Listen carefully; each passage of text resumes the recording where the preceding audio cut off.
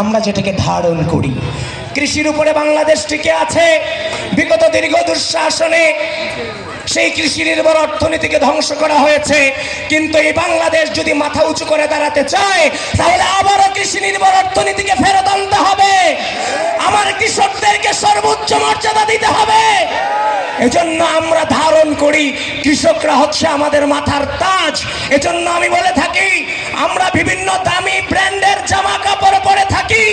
আমাদের কাছে দামি ব্র্যান্ড হবে আমার গ্রাম বাংলার মাটি, আর ওই মাটির যে গন্ধ, সেই গন্ধ হবে পৃথিবীর সবচেয়ে দামি পারফিউম। আমার সেই কৃষি নির্ভর অর্থনীতিকে ফিরিয়ে আনবার জন্য কৃষকরা যেন সহজে ঋণ পায়, সহজে বীজ পায়, সার পায়, সেচ ব্যবস্থা যেন তার জন্য উন্মুক্ত থাকে।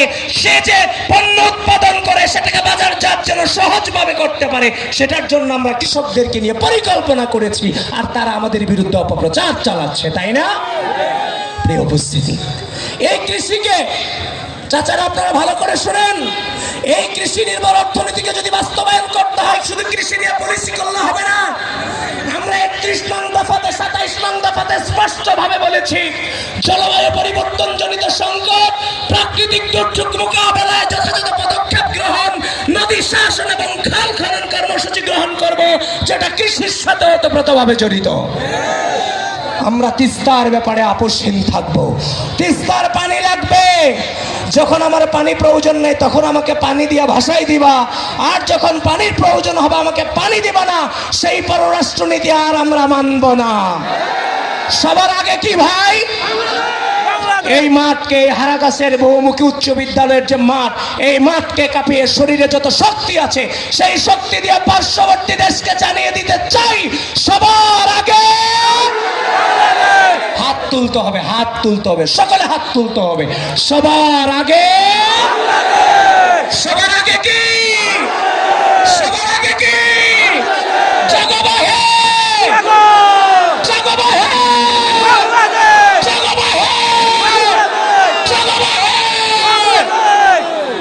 জাগবাহে। তিস্তা বাঁচাই, তিস্তা আমাদেরকে বাঁচাতে হবে।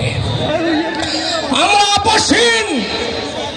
কোন অপশক্তি আমাকে ক্ষমতায় আনবে না, কোন অপশক্তি আমাকে দায়িত্বে আনবে না। আমরা কোন অপশক্তির উপর নির্ভরশীল না। বাংলাদেশ জাতীয়তাবাদী দল বিএনপি বাংলাদেশ পন্থী দল। বাংলাদেশ জাতীয়তাবাদী দল বিএনপির একমাত্র পন্থা শুধু বাংলাদেশ। ভারতের কাছে আমরা মাথা নিচু করব না, পিন্ডির কাছে, পাকিস্তানের কাছে কোনো মাথা নত করব না, কোন সাম্রাজ্যবাদী রাষ্ট্রের কাছে মাথা নত করব